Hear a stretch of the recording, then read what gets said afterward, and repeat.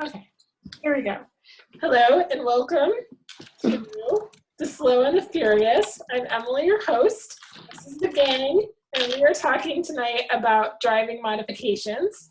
I accidentally didn't hit record right away, so I'm just going to go back to the presentation, and off we go. Say hi, everybody. Hi. Hi. All right, here we go. Back to the thing.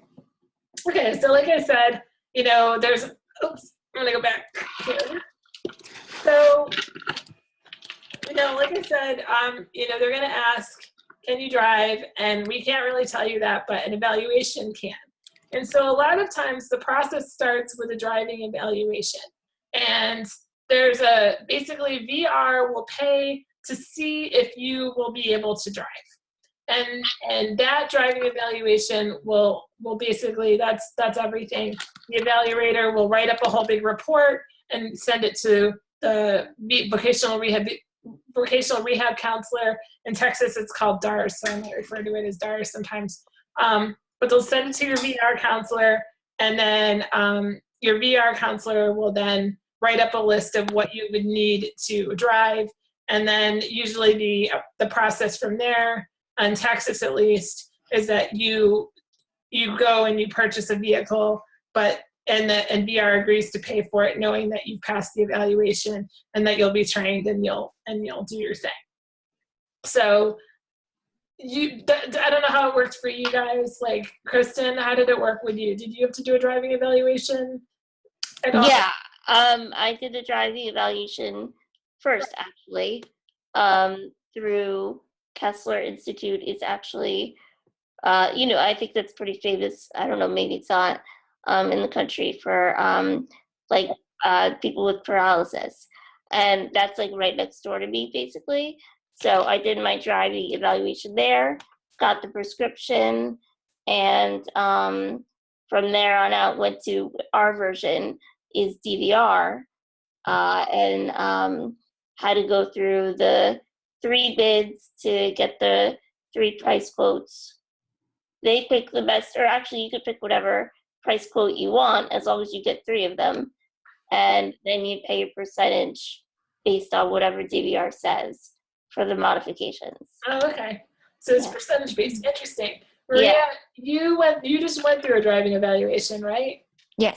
Did this begin your process as well? Well, my process is a bit different. Prior to my evaluation, I already had a wheelchair accessible van that VR paid for the modifications for me to be a passenger in. And so I recently just passed my driver's evaluation, and so now we're looking at everything I need to get in order to get the hand controls. How so did VR pay for your driving evaluation? Yes. Okay. And that was tied to a work goal, and we'll talk a little bit about that. How about you, Lauren? How's that working with you? Yeah, so mine was, I guess, a little bit more extended because I'm just starting out. I've never been behind the wheel before at all. So I actually went through 2 evaluations. The first one was, I guess, more what you use, Emily, with the small wheel. But I had, extreme difficulties spinning that around quick enough. So I ended up doing and the first person I went to did not do high-tech joystick driving. So I went to a second one, Branch Driving School in Pennsylvania. They had an office down here, so they came down here to do my second evaluation. So that started the process, and then I had to go through training and get my license and get all that first. And so did VR pay for that stuff though? Did they do all that? Yeah, they did. And it was tied to a work goal? Is that how it worked? Yeah, it was to help maintain my current job. Right. And Lauren Sanford, I have to start calling people by that. I might just call you Sanford. I feel like, isn't that beautiful? No, but so have you done any of this process at all? When I lived in Florida, I took about like 6 lessons. And I had a wheel similar to yours. I just held on to it with a tri-pin. I did brake and gas on the left, but because I couldn't follow through with buying the car, they wouldn't follow through with helping me get my license.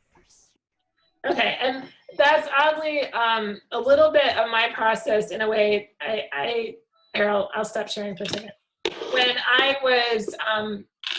was 17 years old, I basically wanted to start driving like any teenager, and so my high school offered driver's ed, but obviously I couldn't be in driver's ed. So somehow I finagled it to get my high school to send me to driver rehab in Rochester, New York, to learn how to drive. And so I don't know what I was thinking because the high school paid for it. So I went and I took a bunch of lessons and I used their car to get my license, which I don't know if any of you guys did that too. Did you use the car that you were evaluated in to get your license? That's what I did, yeah. Yeah, That's same the here. plan, yes. Right. So I got my license and I only had one try. I remember it was it was a gigantic van. It was like a monster van. And it was anyway, I did a parallel park it and do all kinds of funny stuff. And anyway, I made it and I got my license. And I remember I left the driving evaluation. My dad was picking me up and I was like, Dad, I've got my license. And he's like, that's awesome. That's great, Emily. And I'm like, yeah. So like, when am I going to start driving? He's like, Dad, I don't know what to tell you. And I was like, what do you mean? He's like, well, I can't buy a van for you. I don't have any, he's like, I don't know. I guess you're just, I don't know. And I was like, I guess when you get a job? And I was like, but I'm like 17. And I'm like, I can't pay for a van. And he's like, yeah, it's really tough, Em. Sorry about that. And so I didn't drive until I was 26. I had my license the whole time, but I didn't actually drive a car until I was 26. After I got my first job, and then I had to get reevaluated because I didn't even know if I could still drive. And then I started the process again. So I kind of feel you, Lauren Sanford. Yeah. Uh-oh, I think she's frozen. Sorry, I'm back. Okay. I was on the phone. Oh, no, it's fine. So anywho, okay.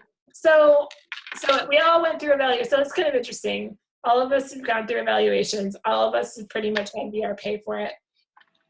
And that usually, and I think pretty much all of us went through the test, the driving test, with the evaluator's van before our van was actually set up, right? Mm-hmm. So usually once that's all done, then VR decides to pay for the van. So I'm going to go back to this and share my screen again. Okay. So I have some videos of me driving, and I can dig those up after, but I've posted a few on Living with MD, and I can show one eventually. I'll go dig one up. But so even if you can drive physically, you will be told most of the time, there's a lot of people that will tell you that you can't, because driving with hand controls costs thousands of dollars, like $80,000 for my setup. So you better have a reason that is equivalent to the money that will be spent on your goal. So I want to drive so I can be independent is not going to cut it. You need a very well thought out plan. So and I'm sure you guys probably know this, VR is, to me, it's a negotiation, it's an investment on their end. And so when I've made arguments to them, I've used their language back at them. So I will memorize their mission, and I will state the mission and I pretty much put everything I can in writing, and I tie it to work or maintaining employment. For my second van was much harder to get because I had to prove that my current van was falling apart. And I needed to prove that I needed to go back basically and beg them for another, load of money. And even though they tell you that the money that they're spending on you is not a factor, they're liars. It is a factor to them, and they're very weird about it. So, if you're talking to them and you mention that you want to use the van to go to the grocery store, or you want to use the van to go to the mall with your friends, or you want to use it, they're not even gonna listen to you. Everything has to be tied to vocation, I found. Do you have anything to say about that with your relationship with VR and that whole process?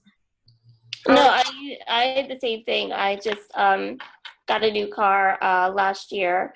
I had the car before it for 13, 14 years, and it was really like on its last leg, which is crazy. It doesn't sound that old, but the way that we use it with all, how it goes, and the equipment was so outdated at that point, with the hand controls. And I really needed to convince them constantly that I needed to get to my job every day. If I didn't get to my job every day, I couldn't let them know that, yeah, maybe my mom could drive me every now and then, but it's about being an independent, contributing member to society who's fully employed. And without that, I basically lose my job.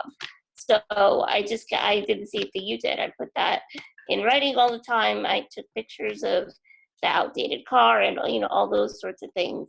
But yeah, you're exactly right. Yeah, and one thing is, if you live near a bus line, or if you live near any kind of services that could provide you with transportation to your job, that's another hurdle you got to get over, because then you have to think, how can I defeat this argument? Because they could just, I've always feared my counselor saying, well, you could take the bus to work, because I live kind of close to a bus. And I'm like, but I mean, it would be horrible. And I just had to be really honest and just be like, I would have to get up at like 4:00 in the morning, combine that with my morning routine. I'd have to take 2 buses. By the time I got to work, it would be like a 4-hour commute, every day, and like, that's just not reasonable, like to go 5 miles, So, I mean, so it was one of those deals where I've had to really, kind of prepare myself for all their arguments. How about you guys, Lauren and Maria? And Lauren Sanford, have you had these conversations with a vocational rehab counselor yet? No. Okay. What about you guys, Lauren and Maria? How are your counselors? Are they nice? Yeah, so I switched counselors. So I was originally assigned somewhere else and switched to a different one that was a little bit closer and a little bit better. So I did have to make a written justification on why I needed it. So it's mostly to maintain my job, my current job, and I did have to make a justification to why, public transportation wasn't viable. And mostly I just said that it's unreliable and inconsistent. So, getting to work on time would be hard, and also having to wait out in the cold or the rain or anything like that would be just unreasonable and bad for my health. So I use that kind of as a... Do you have copies of your letter? That's a good one, yeah. Yeah, I do. I would have to take, I could, share that, but I would have to obviously modify it, take out personal information. Yeah. But I would love your letter. Okay. How about you, Maria? How's your counselor? So this time around, my counselor is fairly new, and the rehab engineer and the assistive technologists on my case that are trying to coordinate the purchase of these hand controls for my van are very much very active. They're go-getters. They really fight for getting people the stuff that they need. So I got really lucky with having them on my case, and I'm hopeful that they'll be able to push it through. My counselor and I I'm not impressed with him at all. He is an older man, very limited experience. He's not, he's like, this is not his home country, which is fine, but I just don't think culturally he kind of gets it at times. And he spells rehabilitation wrong in his signature on his email, and I refuse to tell him it's spelled wrong because I love it. Like every time I get it, I know I'm gonna win. It's like, it's like, oh, like he can't even spell rehabilitation. You know, and basically because I put everything in writing and because I write so well, like he can't say no to me, but he tries. And that's the hardest part, is he stalls the process to the point where I have to get evil. And it was funny, I've been working with him for a very long time, and we've gotten to the point now where it's like we've admitted we're in some kind of dysfunctional marriage. And like when I see him, you know, once a year or whatever, I go in there and I literally take the keyboard out of his hands and I start typing my work goals into the computer for him. And like he just like hands up, just sits there and just like lets me do whatever I want. Anyway, but yeah, so it's an interesting relationship. It's a love-hate. I really wanted to ditch him many, many, many times. But at the same time, like it ends up working in my favor. It's a fight along the way. And vocational rehab has not been kind to me. They are not about my goals at all. I had the woman that inspected my van, my last van, which was last year. The day that the inspection took place, she came and she told me many, many times that I was very lucky and that I better take care of it. And she was almost like threatening me, and she was really mean. And she's like, "We spent so much money on you." And she's like, she's like, you know, I would never own anything that nice. And she was like, you feel like really terrible. And I just had to sit there and take it because, you know, like I had no choice. They paid for it. So, Wow. yeah, they're jerks. Yeah. But I deal with them. So I'm glad that you've had positive experiences, it sounds like, pretty much. That's good. All right, so I'm going to back to my share screen. Here I go. Okay. So back to this. So roadblocks to your goal, we kind of talked a little bit about that. Available and accessible transportation near you. So that could be a roadblock because they'll always throw that, well, why don't you take the bus to work? They love that. Or what about special transit? Like no one's figured out that special transit is probably like the worst thing in the world, no matter where you are. I've never met someone that says, I love my special transit service. Like no one I've ever met says that. So they'll say those questions. They'll also, you know, obviously, you know, VR is the quickest and easiest out of all the ways to get this done. And you're going to need an employment or an educational goal. And they usually don't go for the educational goal. They'll usually go with the employment goal. Because the employment goal gets you out of their office. So, and then lack of creativity.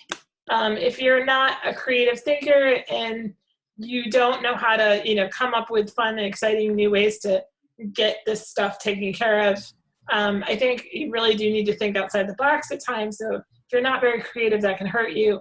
And your social universe, like, I've noticed that people that are very involved with like their church community or have like a really big social circle, they tend to get a lot of support for these kinds of things. So these could be some roadblocks. Any thoughts on that? What was your biggest roadblock? I have to say, I really, the yellow tape of the whole process was the roadblock in itself for me. But I was able to, I have to say, New Jersey has been pretty great in terms of not really pushing against or making me feel bad or, you know, any of those experiences that you had. I was able to use the education argument for when I was going into college getting my first car, or when I was in college, my first year. Oh, That's wow. when I got it. And then now for the second car with the employment argument. But yeah, I've been pretty lucky in that sense. I mean, it was like agonizing to go through the process, but now that I hear your stories, I guess it wasn't that bad, you know? See, so how about you guys? Any major roadblocks or issues that I mean, any point in time where you thought this isn't going to happen for me? I mean, my most major robot was getting the original modifications for my van just for the ramp. That was an uphill battle for me, where they pulled the same stuff like, you know, why don't you take the bus there? And you're not out of college yet. Why do you need this? And trying to, I had a different counselor at that time, so there were some roadblocks in that sense.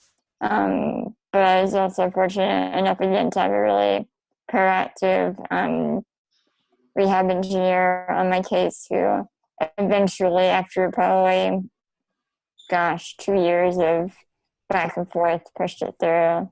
So that was my biggest hurdle, is getting those initial modifications for me to even ride in my van. Yeah. And you, Lauren? So I guess for me, it's just there's so many steps in between, you know, starting the process and ultimately getting approval. I had to, so for every step, you know, once I did the evaluation, then I had to go get my learner's permit. And before I could get my learner's, it had to go through our DMV, or it's called MVA Wellness Review Board, to make sure that you're healthy enough to drive. So they had to get the evaluation from the driving school, the evaluator, then get, you know, approval to get my learner's permit. And then once I got my learner's permit in Maryland, you have to take a 30-hour in classroom portion before, you know, then I was able to take my 66 hours of behind the wheel training. So there's just a lot of integral steps in between that took time, that were frustrating, definitely, because, you know, each step can take a while. So I had to definitely be proactive and following up on, you know, where are we in approval of, you know, from MVA and from other people, to make sure it kept going on. So that was kind of the hurdle on my step, just from, I guess, anyone who starts driving having to have that background training. But my step of getting medical approval was daunting. Gotcha. And Lauren Sanford, what would you say is your biggest hurdle right now? Oh, I think she's frozen. Oh, that's the worst. Oh. Oh, there you are. Oh, she's gone. Ah, we lost her. You know, I guess what is, hopefully she'll come back. I hope so. How long was your process, like each of you, like from start to finish? I mean, I know some of you guys haven't finished, but when did you start, and how long has it been since you've been working at it?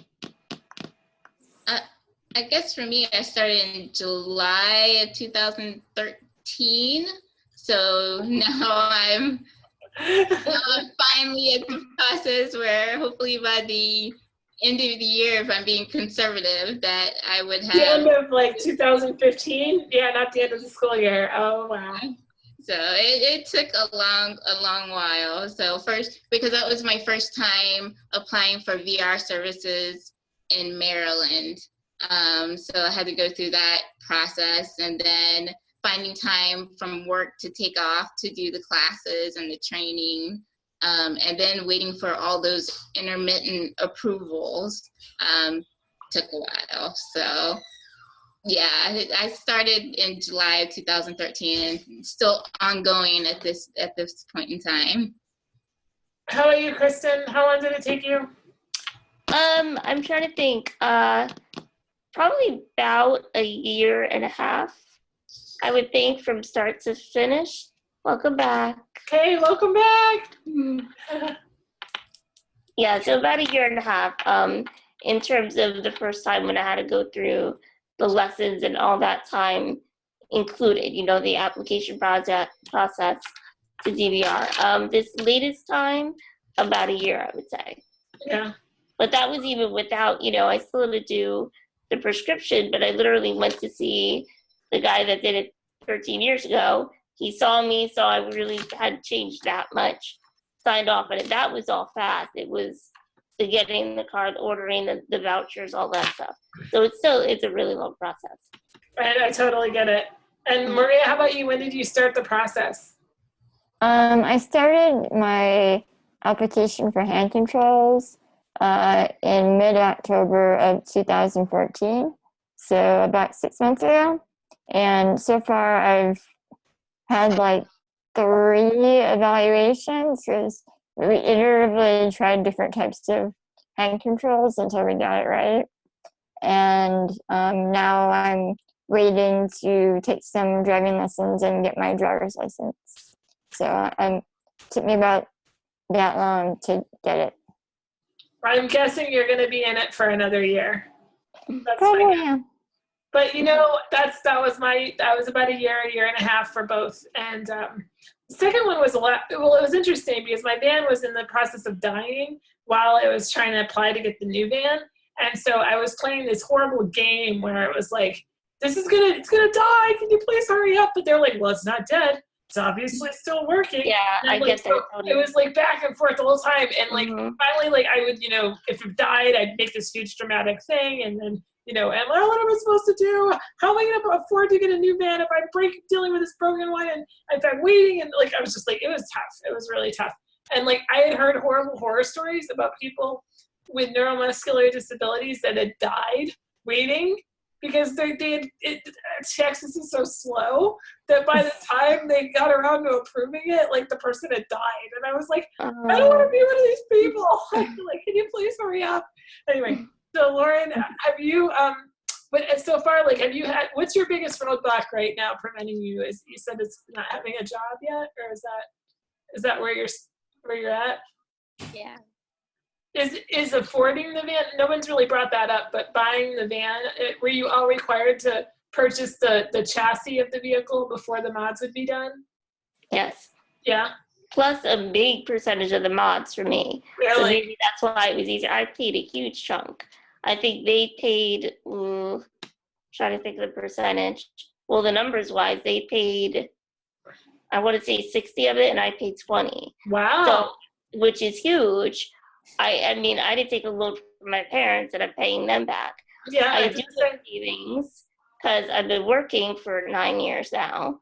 So, but that's it. That's all. I mean, I'm cleared out now, But if there's one thing that I spend it on, that's it. But otherwise, I don't know how I think somebody who maybe was not employed would have a lesser percentage. Right. Maybe. I don't know because I'm getting a paycheck. I have no idea.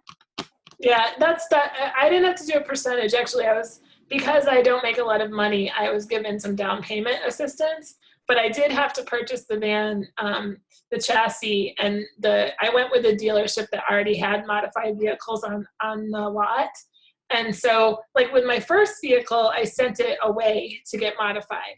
But with the second vehicle, it was already set up that way at the dealership. We have a really kind of fancy-dancy dealership down the street. And so I chose my vehicle, and then they just deducted the chassis cost from the modified cost. And so they sent that piece to the VR. So it was kind of an interesting negotiation. And then what I did is I took a loan from my dad, and I pay him $250 a month for 5 years. And he said, and like, if my check is late, he literally tells me he's going to repossess it. Like he calls, like just yesterday, he hadn't gotten, I usually send him like a bulk, like I send him checks in bulk. And so I owe him like a bunch of checks. And so he called me and he's like, do I need to send the men out to break your arms? And I'm like, I will send you the check. Just give me a break, man. And he was like kidding around, but he's being a joke around it. He's like, how good a shape is your in? He's like, I'd really like that, man. Let's have it back. And anyway, it's funny. But he was very kind in giving me a loan. And then he gave me $15,000, and then I had to put about $4,000 of my own savings into it. And then I got down payment assistance. I think it was about $2,500 in down payment assistance from VR, which is kind of unheard of. I can't believe they paid for it. I was kind of shocked. And then I also had a rebate. So when all that was added up, I was able to get the chassis paid for. But so how about you, Lauren Giles? Did you? So I'll probably just be financing it through my credit union, through work. I did have to, based on my income, it was based on my income and not the modification costs, pay a certain percentage of, I guess, the modification costs as well, based on my income. And then the rest of it, I'll probably put a down payment and then finance the rest through a credit union. Okay. What do you guys do for a living, Kristen and Lauren and Maria and Lauren? What are you going to be doing? So I just want to carry. I'm just curious. Who wants to go? I'll go. Okay, I'm a teacher. Oh, okay. Mm-hmm. What do you teach? I teach elementary special ed, resource ed. Very nice. Little kids. Yep, well, little 5th grade, they're not so little anymore, but close, yeah. Cool. And what about you, Lauren Giles? I'm a biomedical engineer. I work for the government. Oh, it's not really fancy. Huh? It's not very fancy. No. And Lauren Sanford, what do you do, or what are you going to be doing? I'm in grad school for mental health counseling. Mental health counseling, cool. And Maria? I'm a transportation planner. So I'm an urban planner that does transportation stuff. Cool. You weren't hurt by the STS remarks, were you? Huh? You weren't hurt by the STS remarks, were you? You froze for a bit. What? I'm sorry. Oh, I'm sorry. I said you weren't hurt by the STS remarks, were you? What is that stand for? I'm sorry, Special Transit Services? Oh, you mean paratransit? Yeah, paratransit. I didn't hurt your feelings, did I, when I knocked them? No. No. Actually, I have a little a scheme that I'm trying to work in the Atlanta area for how to make paratransit better, but that's another story for another time. Oh, interesting. We should actually do like a public transportation hangout. I'd be very curious to see how we can talk about that. Would be a fun chat. That would be really fun. I work at a community college. I'm in an office for students with disabilities, or it's called Student Accessibility Services. And I teach. I was a teacher for 7 years, and I gave that up quite happily. What did you teach back then? I taught high school. I taught English electives. I worked in an urban high school, and I taught in yearbook. I did yearbook. I did journal, like the newspaper, and some reading, some ESL. So a lot of a mixed bag. So anywho, and everybody's pretty much full time where they're at, or they're going to be full time. Okay. So, all right. So let me go back to my thing. Okay. So let's see. And we're moving along. So the pros and cons of VR funding. The pros is, you don't have to do a lot of fundraising for the modifications. The inspections, there's inspections on the modifications. So therefore, you're getting something that's probably safe because they have so many requirements. You get some help with future mod maintenance, because a lot of times if they pay for a system, they will also not necessarily pay for it to be maintained, but they will work with warranties, and the people that sell the mods will be, it's all in their best interest to keep you on the road. So, and there's some guidance with working with VR funding. There's a trajectory, there's steps, all that stuff. Where did Lauren go? Is she still here? Oh, she's still here, Lauren Giles. Oh, there she is. Okay, sorry. It's a stupid view of this thing. It doesn't show everybody on the thing. Okay. And then cons, time. I spoke about this. You could literally die before you get the van. There's a lot of restrictions. They don't allow you to just get any vehicle a lot of times. For instance, they wouldn't pay for, I think it's the Honda Element, to be modified. For in Texas, there's some things like they won't. They don't like certain vehicles. So it's a little bit of a fight. And you've also just have to, you have to know how to work the system. And if you're not a person that can work the system, you're gonna struggle. Does anyone have anything that they want to add to that? In Massachusetts, the car can't be older than 5 years old. Yeah, that's a restriction for sure. Yeah, that's the mileage. They have to look at mileage. They have to look at all that stuff. And Maria, did you have any issues with that since you were modifying your van? So that's the thing. I bought my van new and modified it for passenger use. And I bought it almost 3.5 years to the date that I applied for time controls for it. And they're probably gonna have to, and by they I mean like the rehab engineer and the my counselor are probably gonna have to file for an exemption on my behalf, because in Georgia they typically will not purchase any sort of van mod if the vehicle is over 3 years old and if it has over 30,000 miles on it. Mine is 4 years old and has about 20,000 miles on it right now. So it's still under the mileage limit, but it's over the age limit. And they're probably either going to have to make me buy a new car, which would be ridiculous, I think, or just try to push it through as an exemption. So what kind of van is it? It is a Chrysler Town & Country 2010. I bought it right at the end of the year, and it's got a VMI conversion on it. That's good to know. And what about you? Anybody else? Anybody else want to talk about their ride?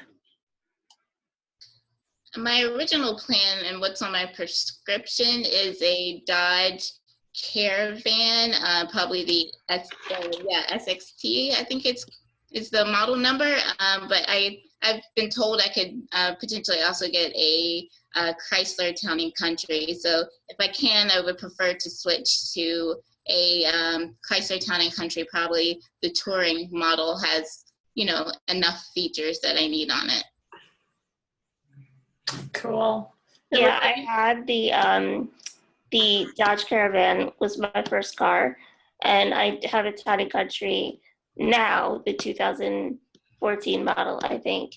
And it is the same chassis as the Dodge, so I knew compatibility-wise, they were pretty comfortable with working.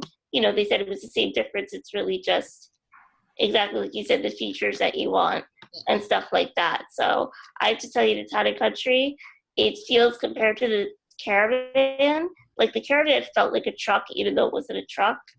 And the Town & Country feels like a big girl car. Like it's kind of luxury, Yeah. But I was like so thrilled with it. So what are your what ramps are you doing? Do you have VMI or Braun? I have Braun. Braun, okay. Mm-hmm. And is it in floor or is it the one that No, it's the fold out. Fold out? Yeah, that's what that's called. Flips. It flips. Oh, flips, yeah. Goodness. No, and then Maria, what about you? Do you have an in-floor? I have an in-floor ramp, yeah. I have an in-floor. And Lauren, do you know if yours is going to have an in-floor, or is it going to be a fold-out? It's going to be a fold out. Okay. I have an in-floor, and I was a little bit, I have a Dodge Caravan. It's a 2012, and it's got an in-floor VMI. I think I prefer the fold-out. For even though there are benefits and there are not so. The benefit is a person can open the door and exit the van without engaging the ramp, which is kind of nice. That is a nice feature. The downside for me is I don't feel like it's very strong, and they've told me how to like get it out if it gets stuck, but I know there's a way to do it, but I'm just not that mechanical, and I'm still trying to figure out how I would do that by myself in the van if I ever needed to.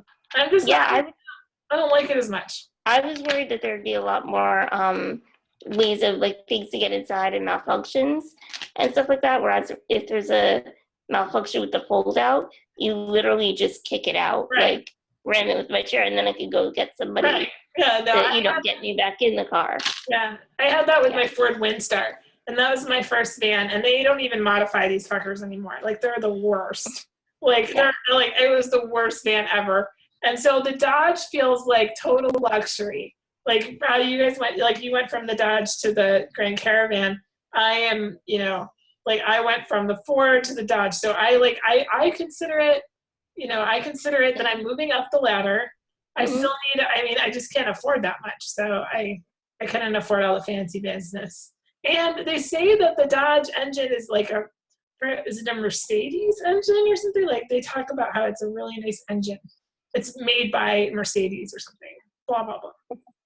If I were a dude right now, I hate to be. Yeah, I have no idea. I'm not, yeah, I don't know. And I shouldn't say if I was, but a lot of dudes know cars, which, not saying women don't, but I can't talk about engines. I don't have those skills. So anyway, all right, so back to the screen. We're almost done. Just so you're like, oh, I don't want to talk about this anymore. All right, anyway, all right, so pros and cons. So Amanda, if she were here tonight, would tell you about all the things she did to raise money for her chassis of her vehicle. And so she did a lot, man. She went crazy. She did a lot of really which I haven't checked the thread that I'm in a cripple fight on Living with MD with right now over inspiration porn. But I was going to use but anyway, I was having a big fight before all this started tonight. So I have to go back and see where it is. See how many people yelled at me. But anyway, it's a different story. But she did a lot of non-inspirationally kind of things. Like she did a lot of contests, bake sales, garage sales, eBay. She did a lot. Like she had donations just come in. It was kind of cool. And then I joke around like prostitution, but begging, GoFundMe, which some people say is begging, joining a mega church. Every time I see like those van contests, man, anyone that's in a mega church, they get like thousands of votes. Mm-hmm. Yeah, people love to help out when you're in a mega church. And obviously, Facebook, stuff like that. So, did you guys have to do any fundraising at all? I'm very saving and loans, really. Yeah. And then, once you're on the road, and so I think a lot of people don't really get that once you're on the road, you got to maintain the thing. Like you work so hard to get it, and then you have to deal with all the maintenance, right? And the insurance and all of that stuff. Amanda, she pays way too much for insurance. And I tell her that all the time. I get full coverage, and I have a policy that basically doesn't punish me for having a modified vehicle. So some policies they actually, I go with, is it Farmers? I think I go through Farmers, and they do not, is that what it is? Yeah, I think it's, oh my God, I don't know I don't know. Yeah, but do you insure the actual, like the actual, like the modifications? Yeah, Yeah, they give me over $100,000 of insurance. Okay. But they don't charge me like they charge me like they would charge anyone that like has an expensive So car. what do you pay monthly? Can I ask I that? pay $102 a month. 102. I pay over 200. See, but you also live in Jersey, and it's very Yeah. expensive to live there as well. Yeah. But And I have State Farm. Oh, you're farmers. farmer, I I think see. no, maybe it's not. I don't even know what. Oh God, that's so sad. I don't even Yeah. remember. Oh, I feel I should go look. Anyway, That's right. Yeah. I was paying. I know I had her send me my insurance agent. She sent me the policy, making sure that I wasn't going to end up getting screwed for this. I needed to make sure that that was not too good to be true. So and it's and like so I pay for insurance. You get your oil changes, your inspections, your usual wear and tear stuff. The sudden breakdowns are horrible. The rental van, if you have my insurance has a rental van coverage. So, which is kind of nice. That's kind of good. And then modification maintenance, gasoline. I mean, I just think a lot of people don't understand if they're fundraising for a vehicle, that's great. But they also need to know that once they've fundraised, that they're going to have to keep it up. So that's money, like that's regular money that I would say my car probably cost me, I don't know, probably $350 a month, $400 a month, around there. Did you guys ever add it up? Do you like? I don't have a number, but I know that I would say I had the last car for like 13 years, so the last 6 years of having it, I mean, I was in there every 6 months, not for regular car stuff, just the modification maintenance of things going on and little glitches and things like that, or the ramp or the motor to the sliding door, or there's a million things in our modifications, not even just the steering, but that went wrong that had to be, maintained. So not even, just regular brake, brake fixing and stuff like that. So it's like double the cost of maintaining, at least, for sure. Right. It does. It's something that I like I said, I don't think a lot of people really think about right away. I think they just get so hyper focused on getting through the process and building the vehicle that they don't think about that. And Maria, I totally I don't know. If I were you, I'd be scared if I were you as far as having a 3-year-old, or even by the time this process is over, your van's going to be like 5 years old. And We'll see. I know, but I think it'll be okay because honestly, I think my van would have been. I had my van for 10 years, and I think my van would have been okay if but it was a mix of everything all at once, And honestly, those ramps will hang in there. I think your ramp is going to be okay. Your hand controls are going to be new. So I think, and they're good cars. So I hope you make it through. Could you by any chance trade it in and get like a new I van? probably could. It helped that my dad and I got a really good deal when we purchased it new. I think we paid, without taxes and stuff, I think it was like $19,000 new. It was ridiculously good. Yeah. So it's not that big of a deal. And I'm sure in the condition that it's in, it would have a very good resale value in terms of trade-in. So I'm not that worried about it. It would just be a pain in the ass. Right. What color is it? It is dark gray, so it's not quite black, but it's not like silver. It's like a dark gray, and right now it's pretty much a forest gray because there's a lot of pollen in Atlanta, and my car is covered in green pollen right now. Oh, okay. And what color is your car, Kristen?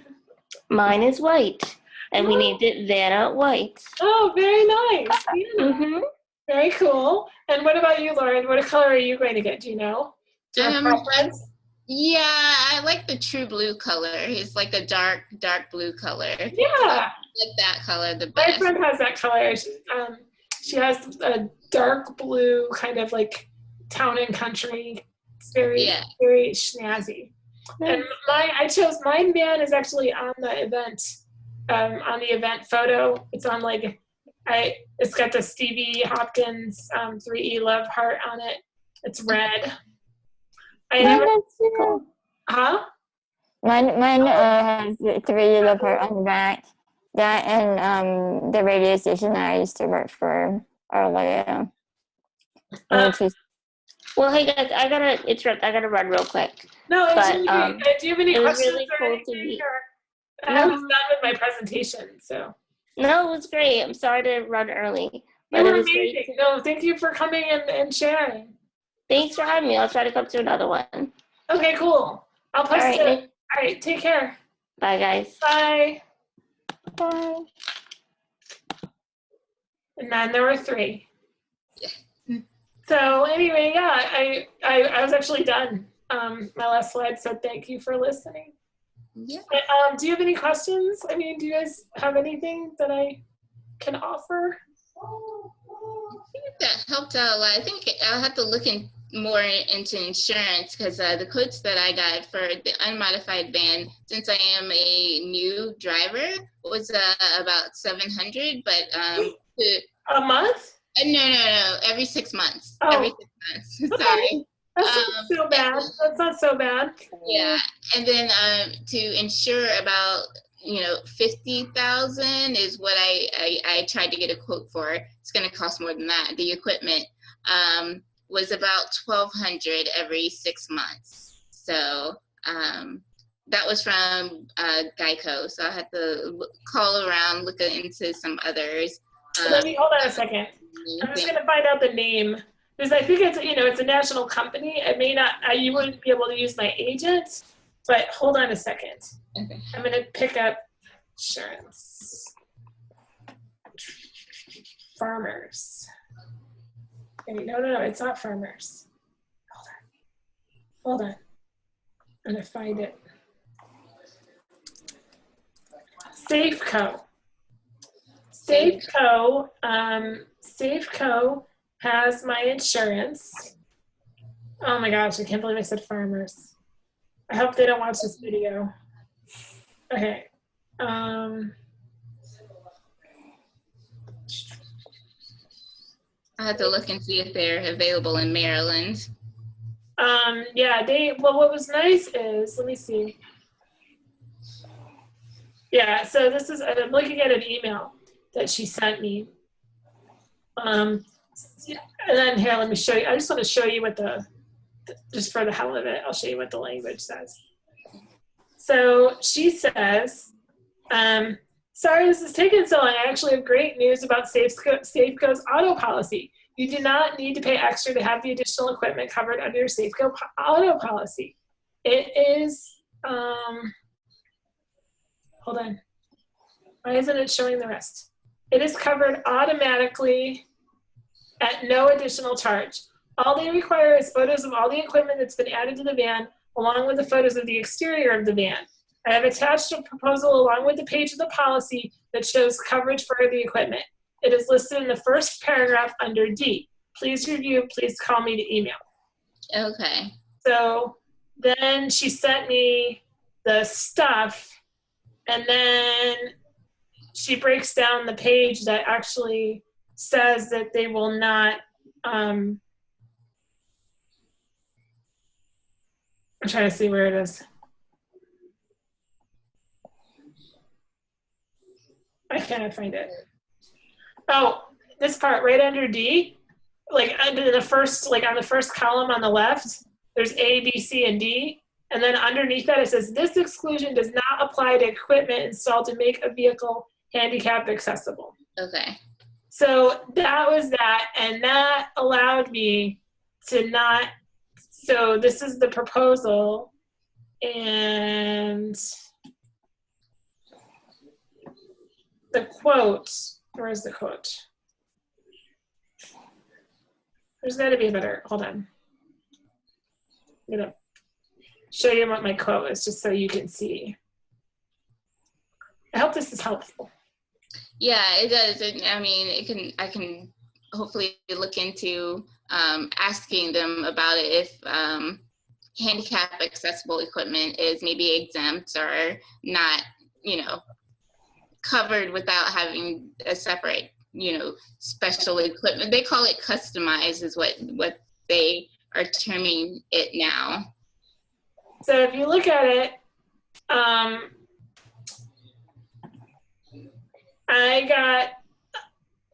can you see it? Mm-hmm. Yeah.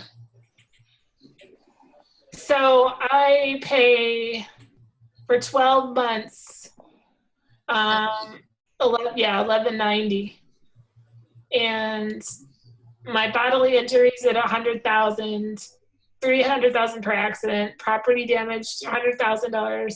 So pretty much, I went up to 100,000 for everything, and I figured with depreciation of the vehicle, even my van was close to that, like when I first got it.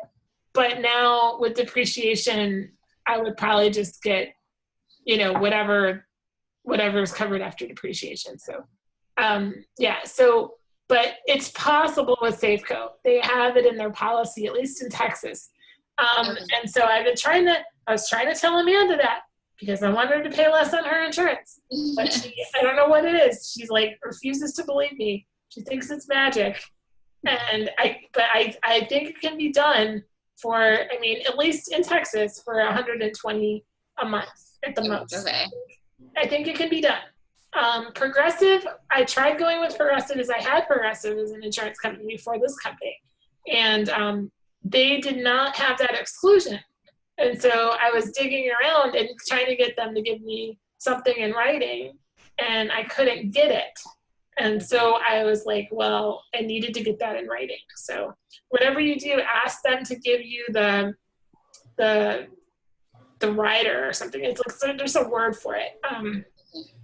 Oh crap, what is it called? Anyway, but yeah, ask them to give you like the details of how they do their policy stuff.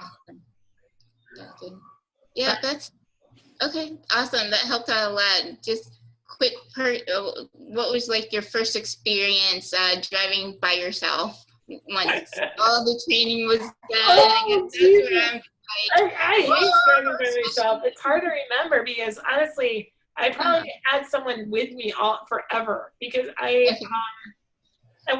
think I signed up to do this kind of professional development thing I think it was like once or twice a week. And it was about 20 minutes from my apartment.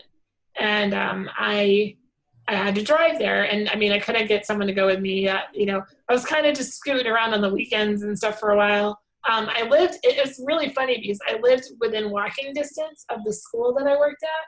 So the fact that my vocational rehab counselor paid for me to get a van to go to work was hilarious because I could like spit and hit the school. And so anyway, but I used like all my professional development as the reason why I needed a van. And then I moved, and now I lived far away from the school after a while. But anyway, I had to go to that class, and I remember that kind of forced me. But I still to this day don't take highways. I don't drive on highways. I'm a total grandma. I take all the back roads. Like they call me back road Betty. If there's a back way there, I'll be there. I'll be totally on it. And it was funny, is I took the city bus for so long that the only way I knew how to get around the town was to go the city bus way. And so I would literally be so relieved to be behind a city bus because I could stop and rest and not freak out. And I just drive a little, follow the city, but it was hilarious. And it's still funny because I have a really hard time like driving like aggressively, or I am very slow. I don't like going over 40 miles an hour. Right.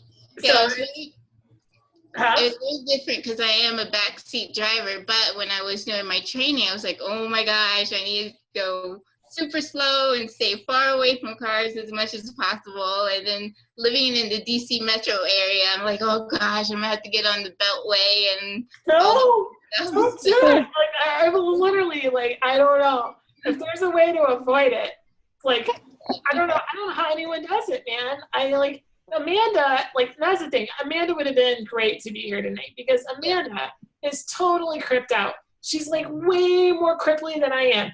And she is such a badass. Like, she gets in this van and she just drives like super fast on the highway. And like, I can't. And my driving instructor has come out and he's like, it's all psychological, Emily. And I'm like, no, I can't do it. I just can't. And he's like, it's totally psychological. You know, you need to jump over this hoop. And I'm like, nope, I don't have to. And so I just don't. But So it really is psychological. Remember that day after my second evaluation where I texted you, Emily, and yes, I was like so distraught over the fact that I felt like I had like de-dressed to a point where I maybe would not pass my evaluation. And like sure enough, the next day it was like back to normal and not as scary, and it's all just nerves. And I hope that never happens to me again. It probably will, but well, it's, I am a very nervous and very, very careful driver, and I just accepted that. And yeah. you know, and everybody is like, it's hilarious. Like, because what takes a person like 10 minutes takes me like 30. And so, Okay. and like anyone that drives with me, it's like they're just like, Emily, do you realize that Well, we could be there so much faster? for me, I think what it was, and this is just during the evaluation phase, I got a good handle on like driving 20 miles per hour in a residential area and making all those turns and everything. And then towards the end of that session, he asked me to go farther out into a 35 mile per hour zone on the perimeter of the neighborhood. And getting there was fine.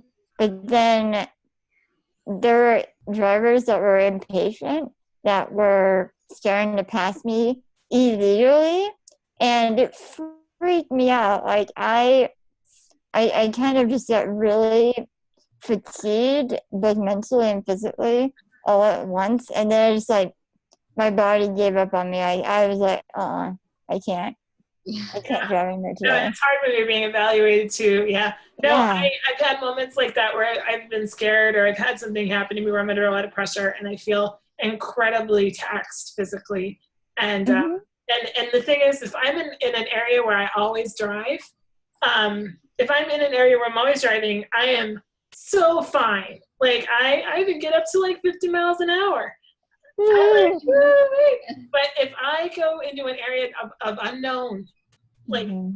I can't do it. I always have to have somebody with me because the curves in the road, like I have lanes I prefer to be in. I have like, and it's not that, and people might say, well, that's very dangerous. You can't drive in. But it's like, no, if I know exactly where I'm going and I know exactly what lane to be in and I know what light's coming up and I know how the traffic works and the flow of traffic, like I get through just fine.